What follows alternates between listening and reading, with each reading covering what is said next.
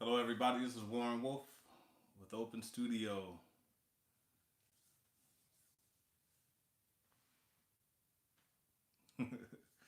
I am live from Baltimore, Maryland, and I'm here to take any questions about any music related items. Ask me anything you want. It's totally cool. Forum's open.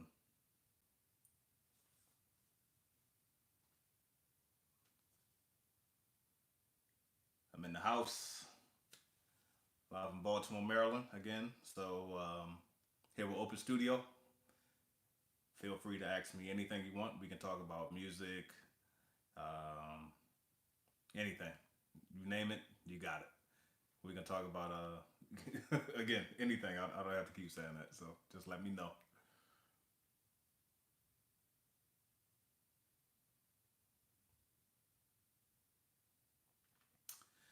So here we go. Couple starter questions. How do I handle distractions when practicing? How do I maintain a practice schedule?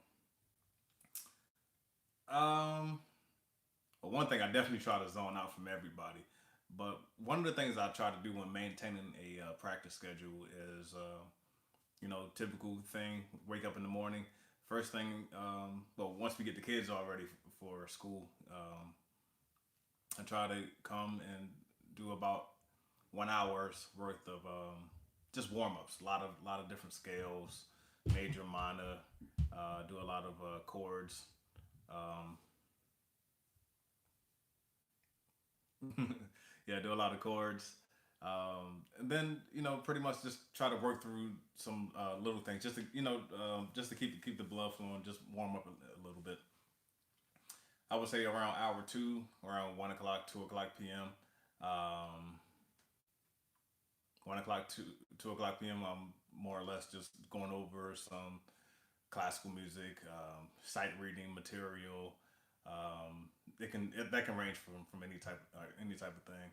Um, Maybe go on YouTube and actually play some tunes. A lot of different things. Just to play along, just to always just keep moving. And then hour three, again, just more scales, more chords, just to keep things, um, just to keep things moving. You just want to always keep your brain ticking. So yeah. So again, this is Warren Wolf. I have plenty here, plenty to say.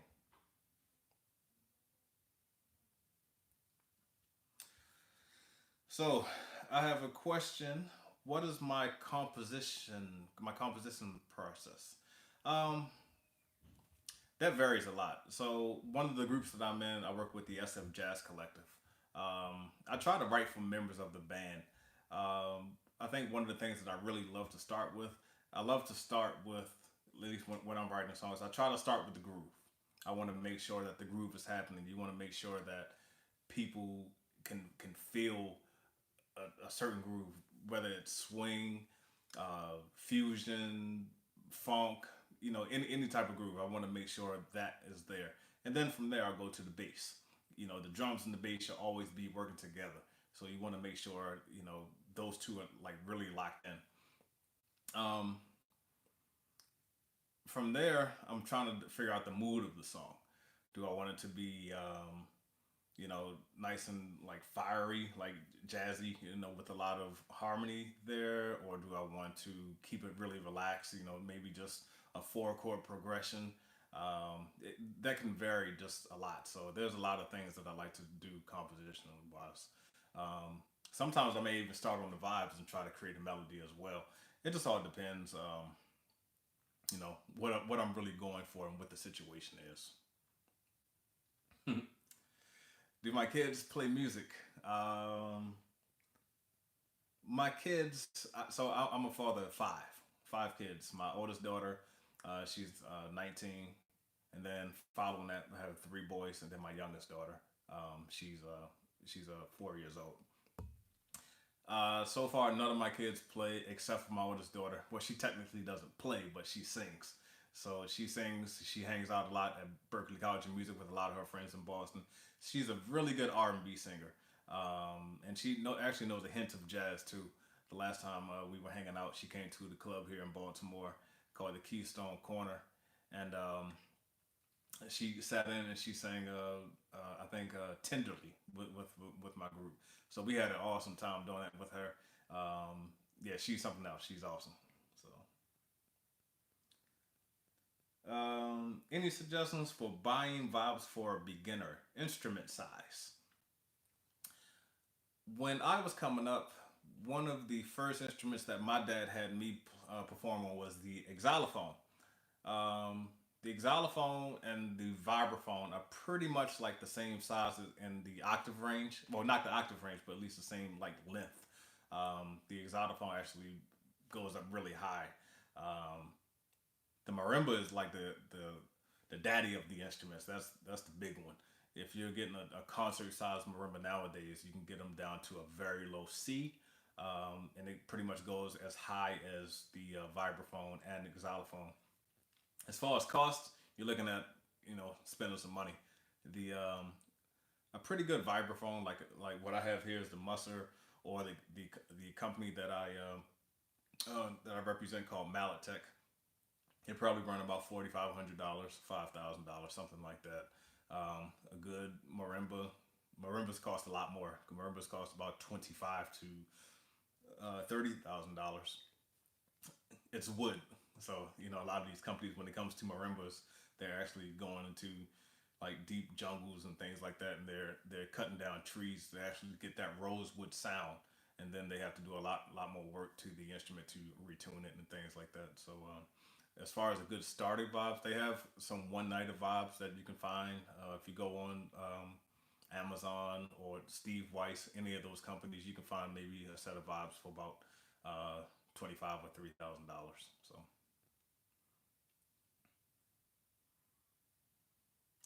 how does my rhythmic conception affect your harmonic and melodic choices?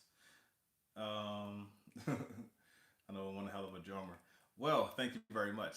So, a lot of what I do on the vibes actually comes from the drums. A lot of ideas that I try to pick or that I try to use, they're all just drum related. So I never want to just use a pile of eighth notes just over and over. Like if you were playing the drums, you want to be very rhythmic. Rhythmic. You want to use the you know quarter notes to eighth notes, triplets, 16th notes, and then you want to use a lot of syncopation. You want to have space. Sometimes you may want to play busy. The same thing that I'm applying on the drums, you want to do the same thing on the vibes, or vice versa. A lot of things that I'm doing on the vibes, I'm going to actually bring it over to the drums. So, you just want to be really musical about that. Try to interact with your band. Take chances. Um, you know, just interact. You have to use your ear. Ear training is one big thing. At least when it comes to the vibes, and just having that rhythm freedom on the drums is also a major obstacle to conquer. Um, do I ever sing, and do I think it's important for musicians to sing? Would it be a mistake for a musician to never sing in his or her musical career? I think singing is actually cool. I don't think you actually have to be like the very best singer. You don't have to come out here sounding like one of the best jazz or R&B singers ever. When I was in high school, I went to the Baltimore School for the Arts. I was there from 1993 through 1997. Even as an instrumentalist, I was a percussion major. We were all required to sing on the choir. So my freshman year in high school, I was a tenor, and then the following 3 years, I dropped down to a baritone slash bass. The wonderful thing that I got out of that, um, at least when it came to singing baritone and bass, was I got a chance to really work on my bass clef reading. Um, so I think it's pretty cool. I don't think you have to sing if you're. Um, I mean, I think it's always good to have good knowledge of it all. Like for instance, I play a little bit of bass, but it's not enough to the point where I'm going to actually try to do gigs. But I play it enough to the point where I know what I want to hear, and I can possibly demonstrate certain ideas to whatever basis is in the band. So there you go. Um, how do I stay creative as an improviser? What strategies help you not play the same old licks and phrases over the same old progressions? So one of the things that I love to do in order to get new ideas, it's all about stealing, just stealing different ideas from these different artists. Um, for instance, like here's some examples. I have a lot of the Omni books. I have, as you can see behind me on the music stand, I have the John Coltrane Omni book, um, Sonny Rollins, Charlie Parker, Miles Davis, Cannonball Adderley. I've always been a musician who, again, like what I just said earlier, stealing ideas. I've always been a musician to try to take certain phrases from other people outside of the vibes and put those ideas on the vibes. It's not often that you're going to hear a vibraphonist play a lick that Coltrane would play or something that Cannonball would play. It just makes you think differently. But on top of that, what I would like to do, I'm trying to take um, ideas from all of these guys and just like put them all together along with my own sound and see what happens. And it doesn't just have to stick with jazz. This can actually go to um, pop. It can go to you can steal ideas from R&B. You can steal a lot of ideas from classical music. There's a lot of things that I've taken from like some cadenzas that I've seen in certain violin and flute concertos, and I'll try to stick them into jazz. Just so you can have a decent concept of classical harmony, and then try to combine the two, classical and jazz harmony. So yeah, I think that's a really cool one. So what's the story behind the art with me or behind me? So really, I was just trying to be cool. I just wanted some different, some type of art in the room, just so I wouldn't just be looking at just regular walls without anything on them. So this one right here is just a photo of a jazz quintet. I don't know who any of those guys are, but whenever I see the pianist, he looks like Monk. But yeah, it's who I am as a musician, and I love jazz, so I had to get a jazz photo. And the photo behind me, it's it's a photo of some true leaders.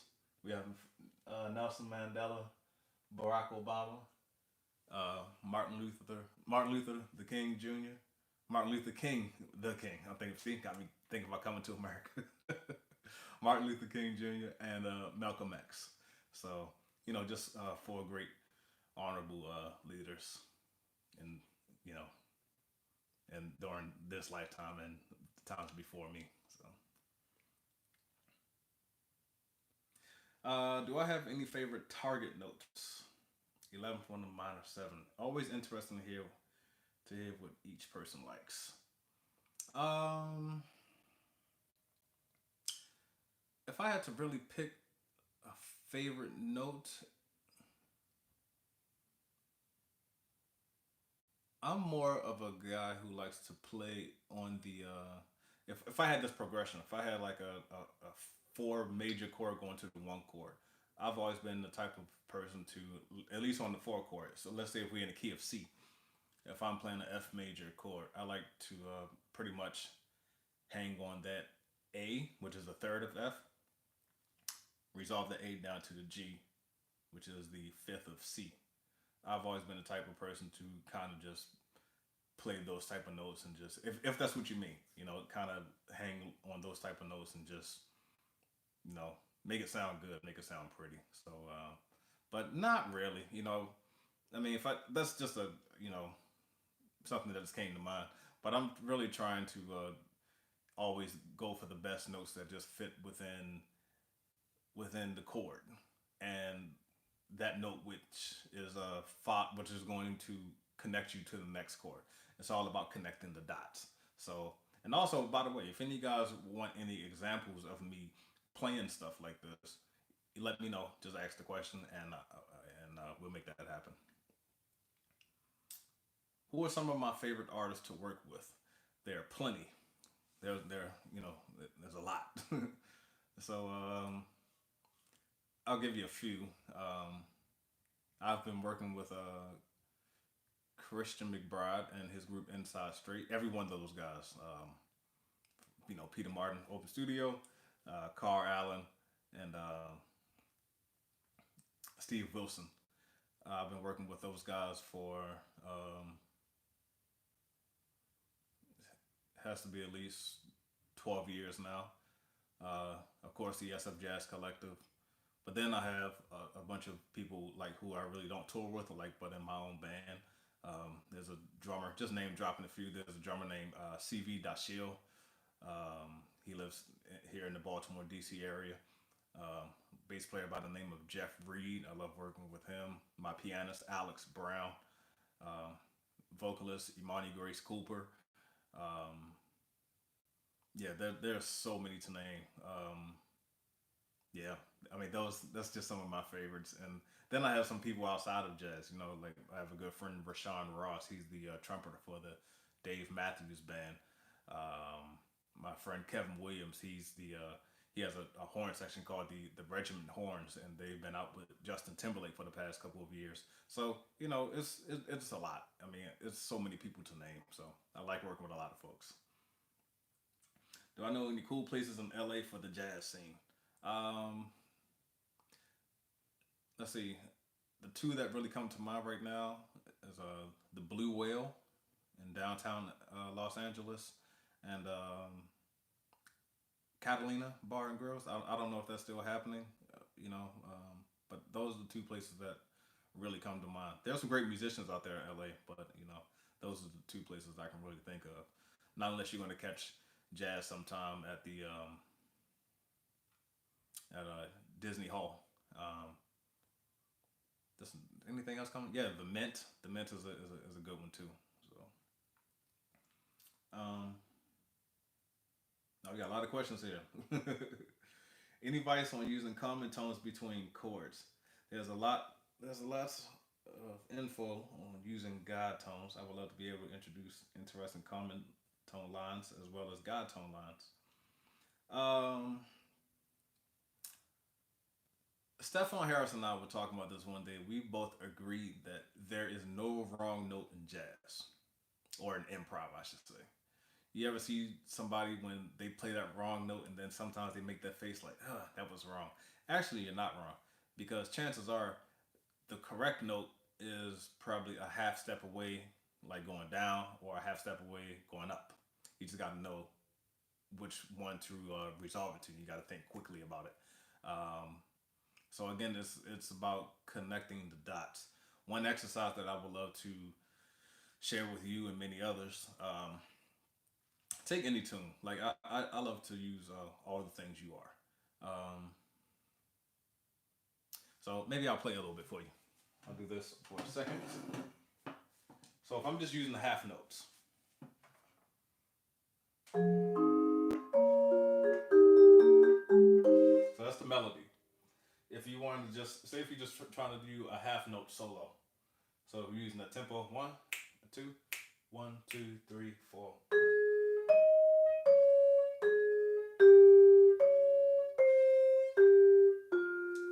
I'll play those chords again.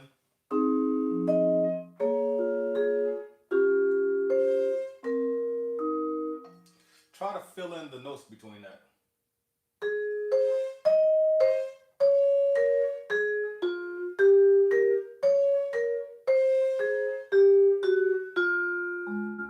Right there, you're on the D flat major chord. And just to keep going to the end of that phrase.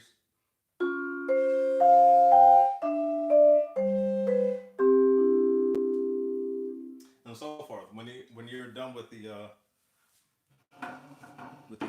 quarter notes, try moving on to eighth notes. After the eighth notes, try triplets. After that, try the 16th notes. It's a good exercise to actually just make you move a little bit faster. Um, Let's see, what do we have here? How do you practice? Sorry, my computer went out. How do you practice filling large sections of time? I mean, like 2 bar phrase, 4 bar phrases, and marking the form without counting. Do you sing rhythms in your head while you play? Um, hmm. Larger sections of time. How do I practice filling larger sections of time? 2 bar phrase. That's a difficult question. I might have to think about that when we come back. So, sorry about that. I will come back to you, I promise. So, I'm a trumpeter. I've heard some say to only learn licks, ideas, 2 5 1s in one key, and practice, and all keys will take care of the rest. Should I learn ideas I make or steal in all 12 keys? I'm more about stealing. If you're just practicing licks over and over and over again, you're gonna sound just your whole solo is just gonna sound like licks. The question that you have to ask yourself is, who are you as a who is you as an improviser? You don't want to come out as a trumpeter. Not saying that you're doing this, but you don't want to come out as a trumpeter sounding like, oh, this Freddie Hubbard lick. This is this Clifford Brown lick. You know, you need to actually be yourself. Use those guys for influence, but then you just continue to evolve. Take something um, that Freddie Hubbard would play and just kind of twist it around a little bit. Um, but don't do licks. I mean, it's nice to know that if you're going to transcribe it in all 12 keys, but um, eventually after a while, you're going to have to flow with it. Those ideas that those artists played, it worked with those guys that they were playing with at the time on that recording. But if you're going to play the same thing, it might not go well with the guys that you're playing with. You know, you have to kind of just roll with the roll with the times, if you want to call it. So just be yourself and just um, try your best to just be yourself, and take little ideas and fragments from some of these guys, and again put them all together. I have a great story about that, and I'll tell you in a few. Um, what do you like to play on major versus minor 2 5 1s scale wise over each chord? Um, what do I like to play on major 2 5 1s? So I'm gonna stick with the key of C. Play it really slowly.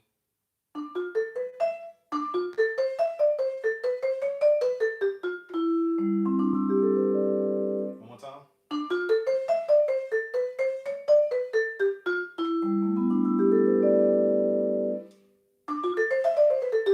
So you can just honestly for this one, just play something simple. Just for I don't know how many people the skill level, but right now if I'm in the key of C, I'm playing a D minor 7 with a 9. From there, just play that C major scale going down. So 3 9 1 7 6 5 4 2 sharp 2 3 1. Here's the one for the minor.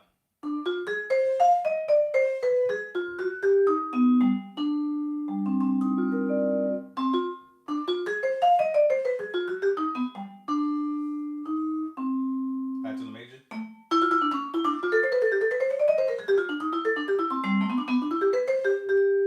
Another major.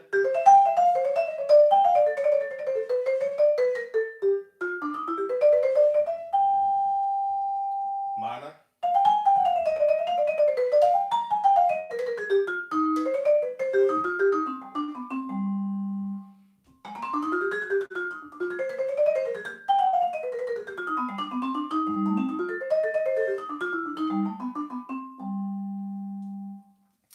A lot of different options there for you to play on the major and minor.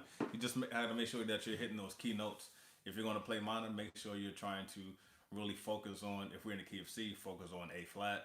Um, Once you go to that, at least focus on the A flat on the 2 minor chord. When you go into that 5, Again, kind of going back to the last question, the A flat will actually carry over.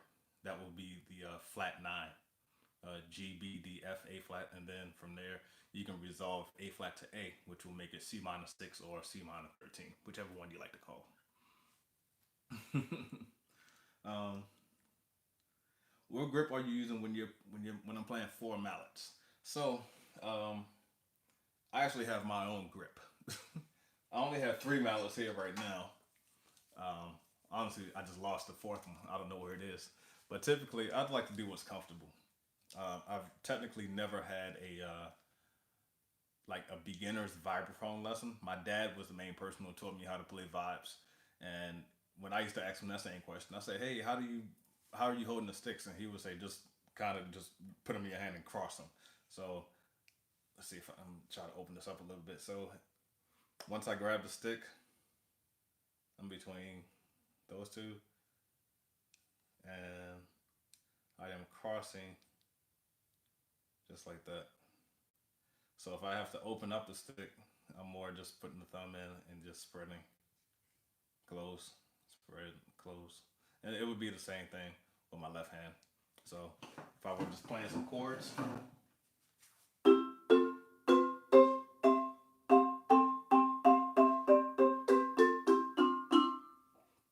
so I've been doing this for years, so it kind of works out well for me.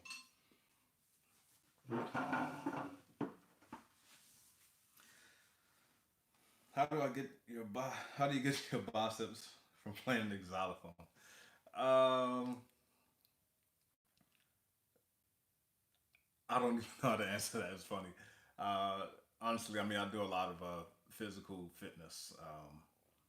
It's really important, I think, just for musicians in general to stay healthy, and that doesn't necessarily mean just lifting weights. I mean, you got to eat right and drink lots of water, do a lot of cardio exercises. You can do that from running to jump roping, a lot of walking.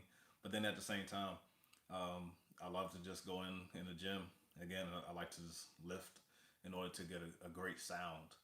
When I was coming up, when I was in my first year at Berkeley, um, I was coming from this whole classical background, and I was, playing really soft and just proper technique. But it was a different animal when you have drummers playing behind you and the bass players are amped and the horn players, and as a vibraphonist, I wanted to have that same volume as those guys. So if I couldn't get it like this, just playing, I was like, how can I get more strength for playing the instrument? So I started working out, and you know, I'm not gonna show the guns on right here now, but eventually after a while, size came on and more power came from the biceps uh, to the instrument, and also you also have to have a great mallet too. A great mallet, it just that helps you out. That's everything. Even if you're just playing drums, you can't just come on stage playing. Like what I like to use is Vic Firth AJ6. Those are good because they're light and medium, but at the same time, you might maybe want something with a little bit more punch. So you get a American Jazz 2, American Jazz 3, all depend on your preference.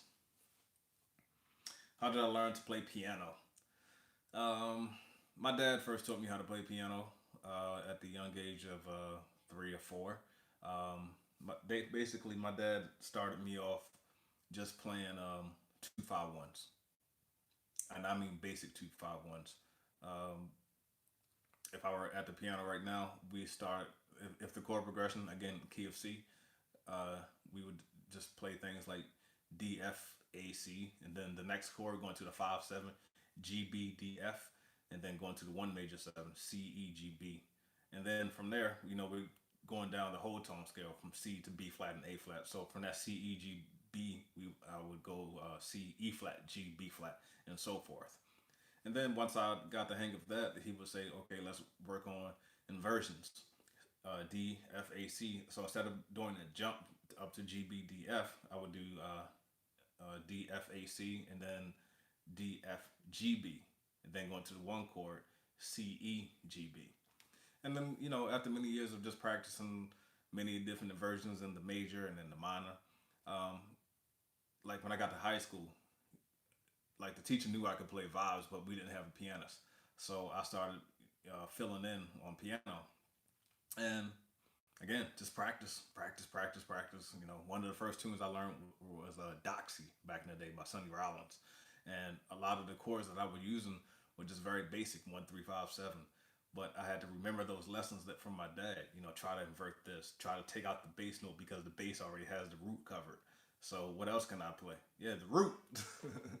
But you you take out the bass note. So I was like, okay, instead of playing 1 3 5 7, how about I do uh, 3 5 7 9? What does that sound like? And I would just continue to play and play. Eventually, I got to college at Berkeley, and I started playing with a lot of singers, a lot of my friends. I started taking knowledge from the vibes over to the piano. Things like that. Overall, just practice, practice as much as I possibly could. Um, let's see. Do I use amplifications or microphones on stage? Um, it depends on the situation. Some at the Village Vanguard when I play there with Christian McBride on my own groups. I'm not using anything, no mics, no nothing. I'm just, but I mean that's an excellent sounding room, but no mics or nothing. I'm just going hard. There's another place here in Baltimore called Andy Music, no mics ever. But then other places, it just all depends on the size of the venue and the acoustics of the room. It all depends, but at max, I'm always using just two mics over overhead, two overhead mics, and I don't really use any sound on stage for myself. I don't like to hear myself. I'm more concerned about to make sure the people can really hear what I'm playing. Miking the vibes is really hard, and it seems like a lot of people just can't get it right because a lot of it's not an everyday instrument. With trumpet and sax, you can just kind of put the mic and the bell and go for it. But the vibes is a very special sound, so it all depends. How do I feel about electric vibes? Yeah, no, it's cool. Rory Ayers is like the main dude who plays that. I got another homie out in California named Justifon. He likes to play it. I'm not opposed to it. There was a point in time, I would say about 6 years ago, I was really lazy, and at least lazy when it came to taking out the vibes. So I would take the mallet cat out on gigs, but it's not the same feeling. You can't really dig in. If you're like feeling the music, you can't really whack the mallet cat like you could do the vibes because once you start hitting it too hard, you're gonna shorten it out. Something inside of the instrument is going to be faulty. So maybe I'll get into that some other point, but I just like to keep it acoustic. um, what camera are you using? If you're talking about what camera am I talking to you on right now, I'm just on the iPhone. uh, just wonder how do I approach major 7 sharp 5 chords when improvising. So major 7 sharp 5. Here's a sharp 5. So simple for me. I think a good thing that you can do to really approach the sharp 5 is to think about the upper structure of that chord. Take out the root, and then you have that major chord on top of that. So we're in the key of C. We have an E major chord. Just put that root in the bass.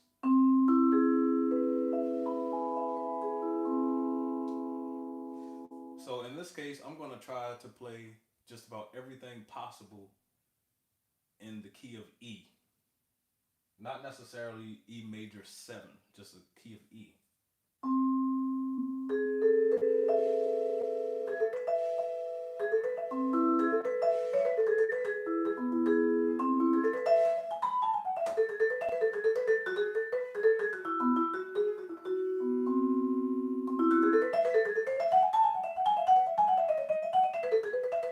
Now, if you do use the major 7, just make sure you're going to resolve it to the 6 or the 13.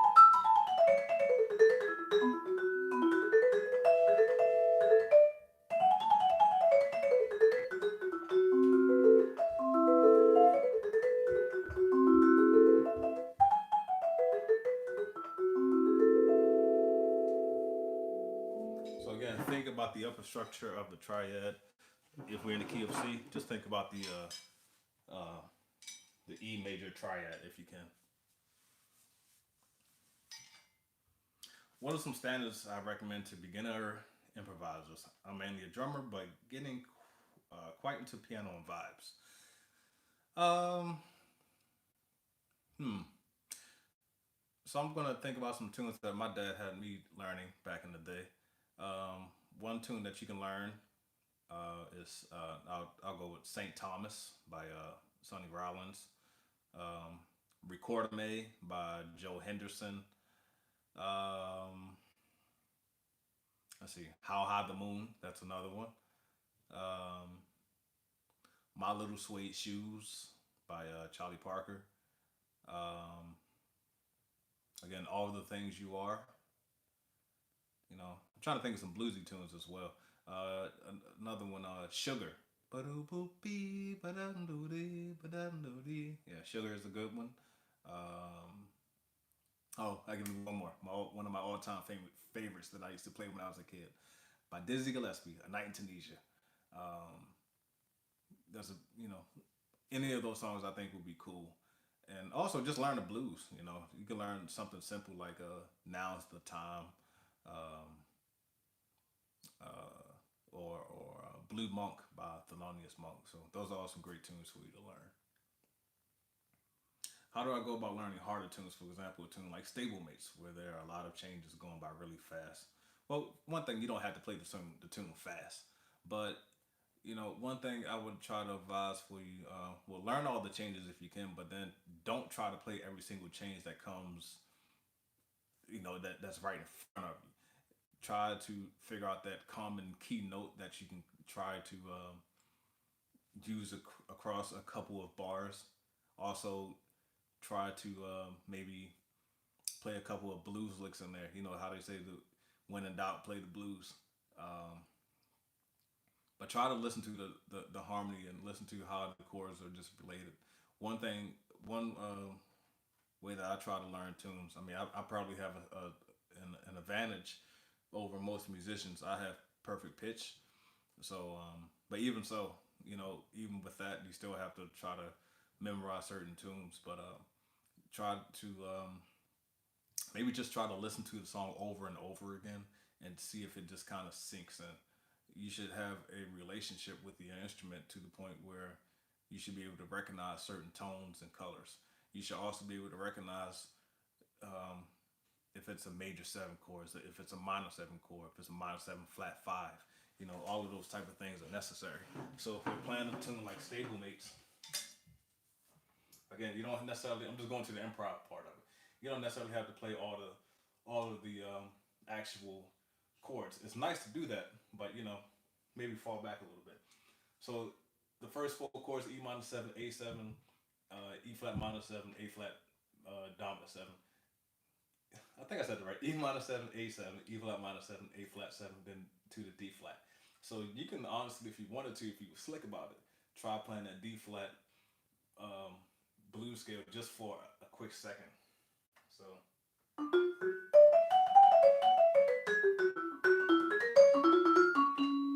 then you go to the 2/5 of G flat.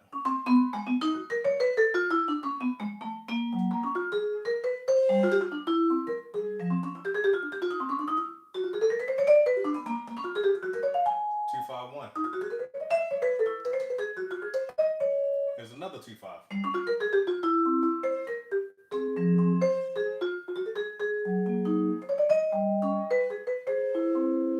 Now these are just 2/5s right here.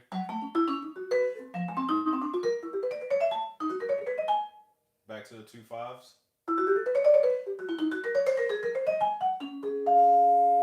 2/5 1.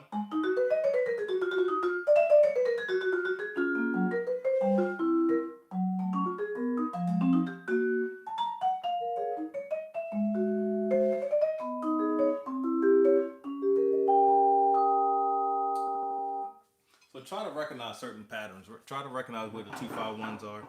Really listen to your pianist, your guitarist, whoever's comping behind you, depending on what you play, and really try to just identify those sounds. one of the first tunes I learned, I remember coming up, at least when I got to college, was a tune called "You Stepped Out of a Dream," and that tune was pretty hard for me. So what I had to do was just try to listen to everything that was going on. When the drummer would do that big crash to let you know that we're at the top, and just kind of listen to the melody and the harmonies, and listen to those few notes that you feel that can connect to the next one. And don't try to play a lot. Just take it easy in the beginning, and then go on after that. Let's see.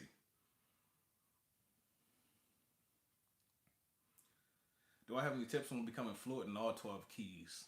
Play with a vocalist. I'm saying that with a smile, but I really mean that. A lot of vocalists will easily test you on that. You know, for instance, most people, well, instrumentalists, if they call a tune such as I'll just name an easy one, Cherokee. By default, 98% of musicians will just go to B flat, go to B flat major. But you never know. You could be with a vocalist who just happens to be an alto singer. Actually, no, that's not use alto. A vocalist who just happens to be a soprano singer, and playing it might be a little bit too low for them. They might want to say, let's play it in E. So it's something that you have to work on, but at the same time, I would say again, just play with singers. Singers will always test you on that. They will play things in different keys, which will, once you do it enough, you'll become more fluent with it, and that should help. That's the big thing. Now, I don't know if you'll be able to transcribe, well, play any song in all 12 keys. Like sometimes people jokingly like to say, "Hey, let's play giant steps in G flat," and a lot of people are looking like, "Nah, I can't do that." That's even hard for me. But yeah, just play with a vocalist if you can. That's the best thing I can probably advise to you. Um, would you recommend? What do I recommend for learning bebop language? Licks or transcribing or focus on major player? Um, Not necessarily licks again. I mean, maybe a few, but I would say focus on transcribing and listening to the players of that time. One lick that I absolutely love, I gotta play it for you. I actually love this. Charlie Parker was a player. He played this one lick all the time. Whenever he got like in the blues, to like the very almost the very end of a blues, I'll go with the key of an F right now. Like he played this one a lot, so I'll play it slowly.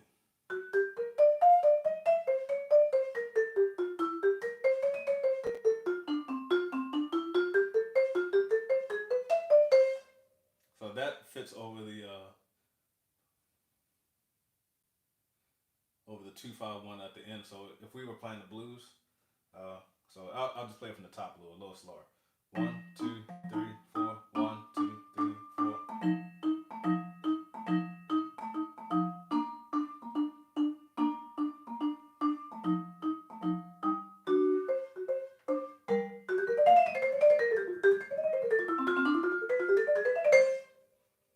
That's something typically that Charlie Parker will play. Um, but if you want to really learn that language, listen to the players of that time. Listen to Charlie Parker. Listen to Dizzy Gillespie. Even like the Miles Davis period of his life in the bebop area, in the bebop era.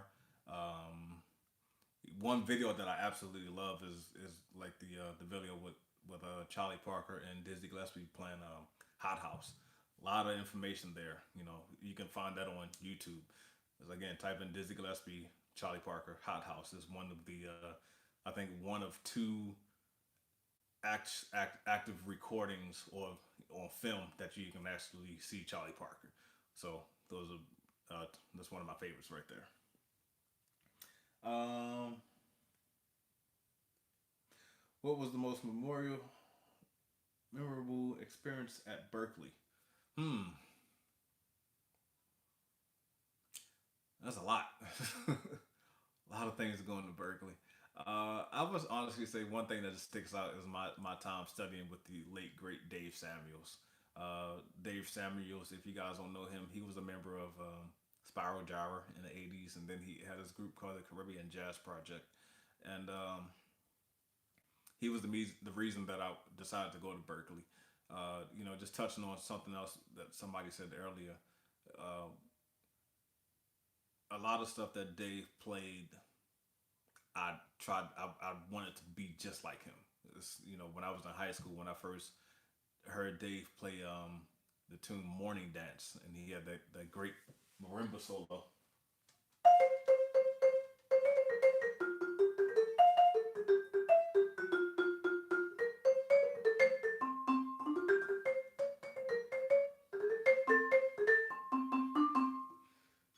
Great tune by Spiral Gyra.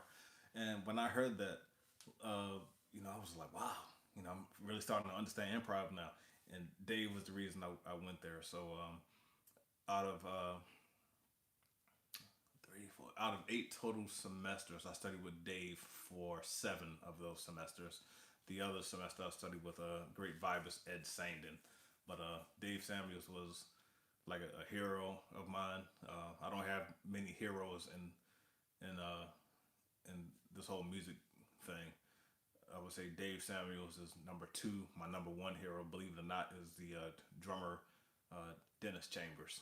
Um, yeah, I just absolutely love both of those guys. So, um, what do I listen to besides jazz? How does listen to those other genres help your jazz playing? So, I'm a big fan of soul music, R&B. If you listen to a lot of those, actually, listen to a lot of Stevie Wonder. There's a lot of like jazz inspired playing um, in his compositions. If you listen to a tune like Overjoyed, there's like the even though it's a hit, the chord changes in that song are so jazz inspired. They just move around. The harmony is really deep. You look at another tune by Stevie called "Summer Soft." That's another great one. You can look at Sir Duke. When you get to the bridge section. Um, but I listen to a lot of soul. I love artists like again Stevie Wonder. I love D'Angelo. I love Prince. I'm a big fan of believe it or not, I'm a big fan of Tupac Shakur. Um, who else? I like Radiohead. I like I think he says Evanescence. I love that group.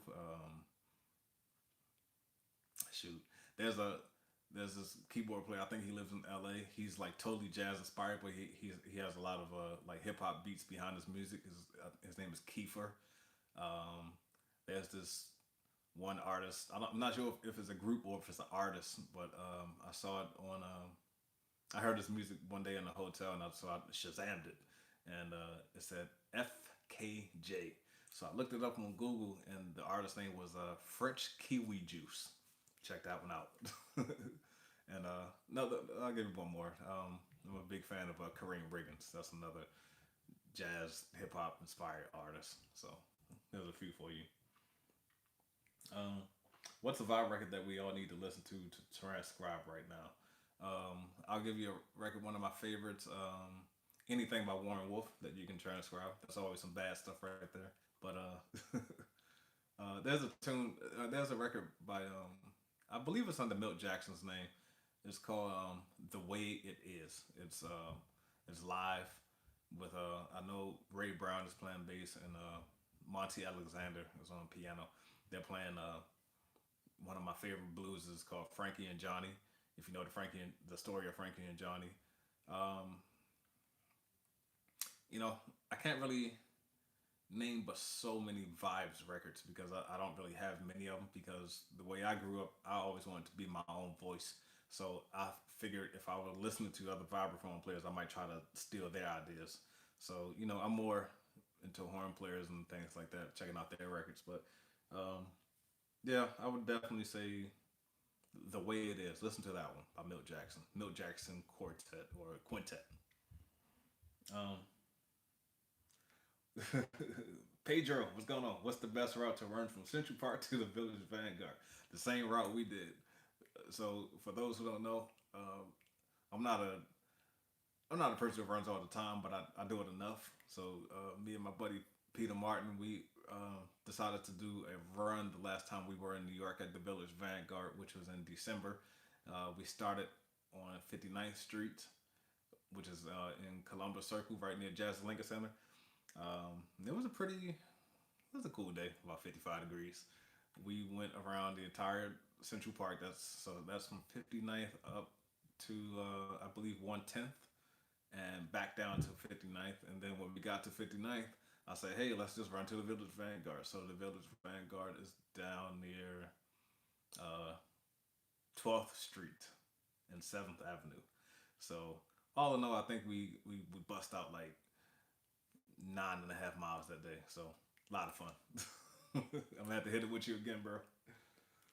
Um, let's see. What do you do when you get lost in the changes? Stop playing. I would say stop playing. Too many people just ramble on. If you don't know where you are, really, just stop and listen for everybody. Listen to the harmony. Listen to what the bass player is playing. Listen to what the pianist is doing, and listen for certain hits or a crash that the drummer may give you. I've been in certain situations. I mean, not necessarily me personally, but I've been there where somebody has been lost, and then but the rest of the band they'll know where they are. So the drummer is always the one that will give you that hit, and they kind of nod their head and say, right here, that's one right there. So you can do something like that. But if you just are just clearly just lost, just stop playing and just go off to the side of the stage and say, okay, live to play another day. So let's see, who else we got. I remember Robert Glasper, asking people's top five pianists. You mentioned Luis Perdomo. Can you elaborate on that? So, Luis Perdomo, that dude is killing to me. He is just super killing to me. I finally had a chance to work with him last year. I was playing with at Dizzy's Jazz Club with the bassist Ben Wolf. It was myself, Randy Brecker on trumpet, Ben Wolf, I believe Donald Edwards on drums, and Luis Perdomo. So I first really checked out Luis from not his recordings, but some recordings he did with alto saxophonist Miguel Zeno. Now, if you know Miguel writes some crazy stuff. Like he writes some things that's just beyond. It's just out of this world. It's killing, but it's just like wow, who can really execute that? So when I finally got a chance to play with Luis, and we've known each other for a few years, but finally when I got a chance to play with him, just to hear what he can do outside of Miguel's music. I already knew what he could do with that, but just to know what he can just like get down and just really play. I mean, he had great lines. His command of the instrument was awesome. Um, he was just something else, and I'm determined to actually make that happen again. We need to do some more playing. He's just one of a brilliant pianist. I've always been a fan of pianists who have like a classical background, who have like great technique, and he's one of the I would say one of my top five or top 10 pianists that I just love to play with, and to play with him at Dizzy's for those 3 or 4 nights, that was just awesome. Um, let's see,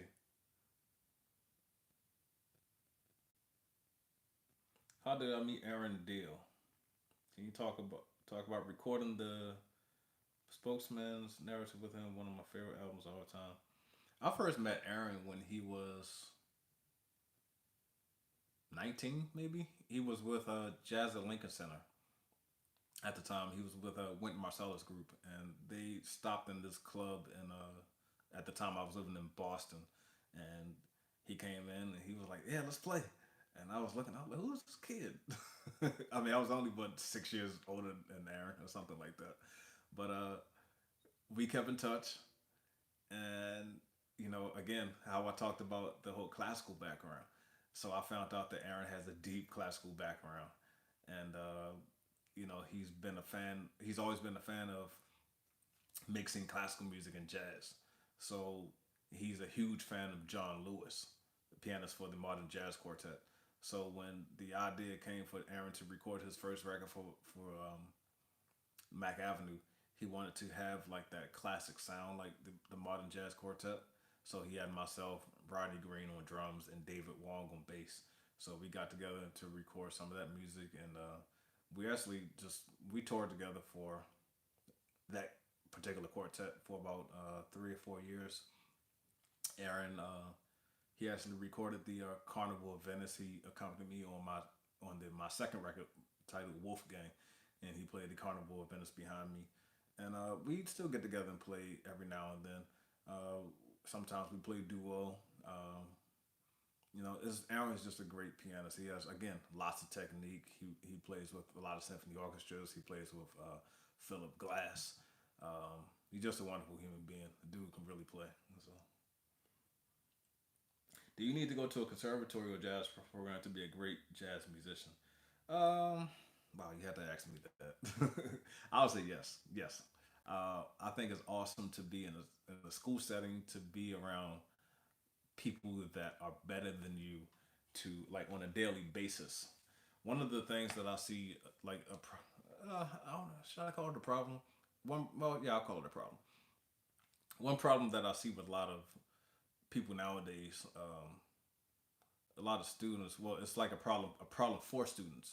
They don't have anybody to look up to, somebody, people to hang out with, and stuff like that. I used to hear all these wonderful stories about this club called Bradley's in New York back in the day. I think it was Bradley's, and a lot of people would always hang out there. You had all these people that you wanted to play with, you know, to go out on the road with. You just don't see that nowadays. A lot of kids just don't have that freedom to do that, because a lot of the musicians that they want to play with, they already have their bands, or they're pretty much already set to just, they once the gig is over, they just go home. One of the few people who actually hung out on a regular basis when he was with us was the late great Rory Hargrove, and he was just kind of like, I guess he had that mentality, like from Betty Carter and Art Blakey, people like that. It's, you get a band, you let them go, figure out, so they can get some other folks. But in order to keep this music going, you have to give younger folks a chance. So, education, yes. I work at the Peabody Conservatory in Baltimore, Maryland, and also I teach at the San Francisco Conservatory of Music in San Francisco, California. Of course, we're online remote right now, but what better way to be around your faculty members on a daily basis? At Peabody, there's myself, Sean Jones, the great Tim Green, who plays with Michael Bublé, um, Richard Johnson on piano, Chardonnay Wade, Matt Stevens, Chris Fun. A lot of our faculty at Peabody, a lot of us, we're actually out doing it. We're on the scene right now, just doing wonderful things. And then on the flip side, I mean, I'm not out there as much as I am at Peabody, but at the San Francisco Conservatory, you have folks like myself again, Steve Davis, Akira Tana, um, shoot, Mike Rodriguez, Matt Wilson, Julian Lodge, David Sanchez, Ed Simon. We're all over. So it's good to just be there and interact with people like myself, and not even just on music. Just sometimes just hang. One of these days you never know. You might come across me, and I might take you out to dinner. Subway, of course. So, jazz conservatories, yes. What are my top three favorite ballads to play? Um, I let's see. What do I love to play? I love to play "Lush Life" by Billy Strayhorn. Um, let's see. That's pretty hard. Um, let's see. "Lush Life." Um, I forget the name of the song. Oh man. Uh, See, that's what happened. We don't play tunes a lot. You forget the name.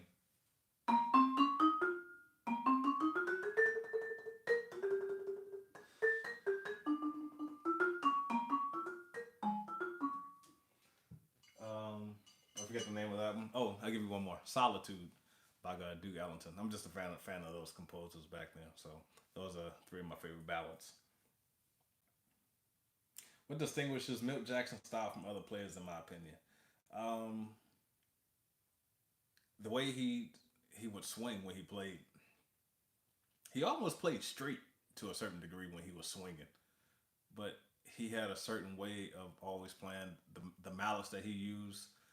Those Albright mallets. It was one of the like really big. Um, um, the way he just from I mean the speed for his rotors. He just had a very distinctive sound, unlike any others. Um, I think I've met Milt once, so I never really got a chance to sit down and talk to him about his sound. But you know, he's um, just the way he swinged. I think from the way he actually bounced the notes to playing them straight. So, my opinion. Did I ever live in New York? How was your experience there? I've never lived in New York City. Um, I left Baltimore in the fall of 1997 to go to Berkeley College of Music, and I stayed in Boston from September 1997 through January of 2003, I believe it was, and I've been back in Baltimore ever since. So, um, but I'm in New York very often. I try to stay in New York at least once per month. Just to you never want people to forget about you. I mean, luckily we have social media, Instagram, Facebook, things like Twitter, and to keep people abreast and know what's happening. But yeah, never lived in New York City. Let's see, got a couple more here. Uh, let's see. I see something that just popped up. Is there a reason to play two mallets versus four? There's no reason behind that. I just like to, you know, coming up as a kid, my dad used to play two mallets all the time. So that's just how I thought all vibers played. Now, eventually, he did teach me four, just so I could, have a sense of chords and things like that. But I feel with two mallets, also again maybe because I'm still very much a drummer outside of just playing vibes. The way that I like to play drums, I'm bringing that same technique to the vibes, and I just can't get around the vibes like that playing four mallets. So people like Gary Burton, Joe Locke, um, and many others, they're like wizards with four mallets. I can't do that. I can do it maybe a tad bit, but not like how they can. So, can you show us how you like to use alternate scales on five chords? Um, whole, half, whole, diminished, alternate scale. Um, let's see.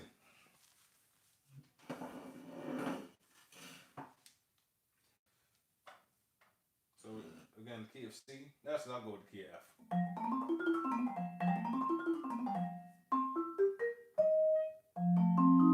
So I guess we're talking about one major, one dominant seven. But if we're going to the five chord,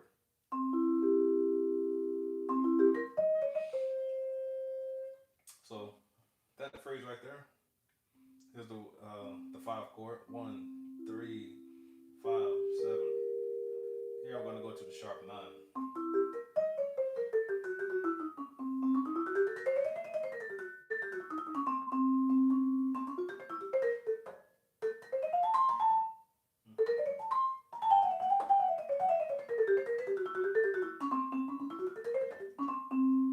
There's a Locrian, C Locrian.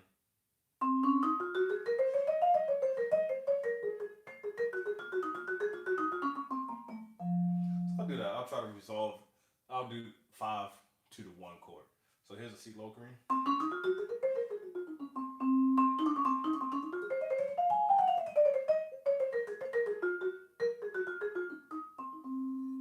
Here's again the C dominant seven with the sharp nine.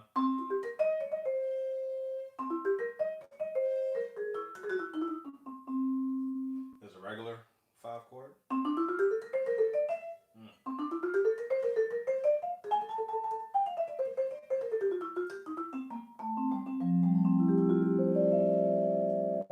Here's a B flat major seven over the five.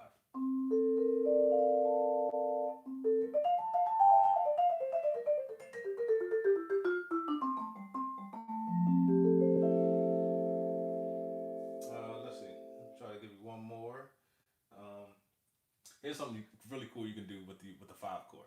So B flat major 7. Here's still with the root. If you want to, try to be slick and take that B flat major 7 and push it up a half step, and then resolve it back down.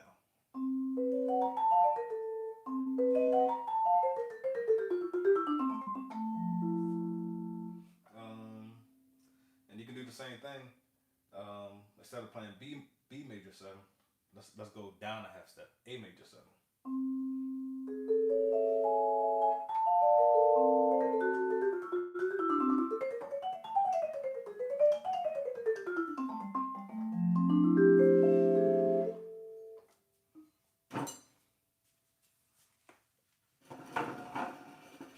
There you go. A few options right there.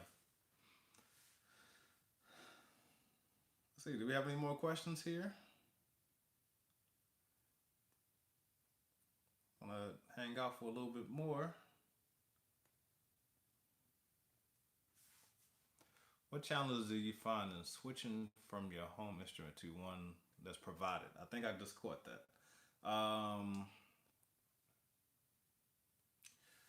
Sometimes the bars may be. I mean, this is not often. Sometimes the bars may be a little flat. Some may be a little sharp. But I would say the biggest challenge overall dealing with different vibes is that you never know if the motor is going to work. That's the main thing right there. Um, it's the motor, or sometimes the string, like the stuff right here. Because I'm such a hard player, the string may actually, sorry if you can see that, the string may actually warp. And sometimes us vibers, we don't really check the string before we play. So there's string that's running between every bar. If that string happens to pop, the bar will lay flat on the frame of the instrument, and it makes it kind of unplayable, at least in that range of the instrument. So that's the main difference between my set at home and any other set.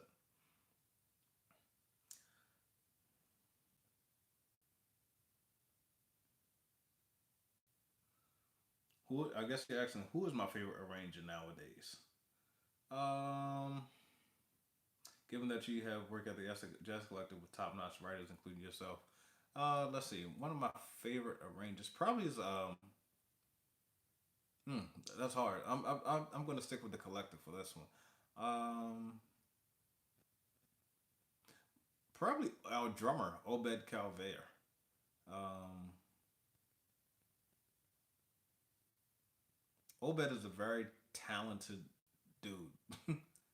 I don't really meet many drummers who can do the things that he can do, and I'm not even talking about just Obed as a drummer. By the way, I think I just said that.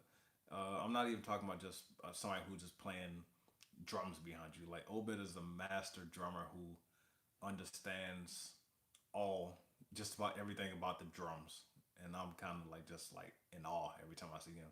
Like he can play swing really well. He can play gospel. He can play funk. He can play Latin rhythms. Um, he's a great composer. He's a great arranger, and one thing that I really love, which is a plus in my book, he's a great reader. A lot of drummers they like to just hear it.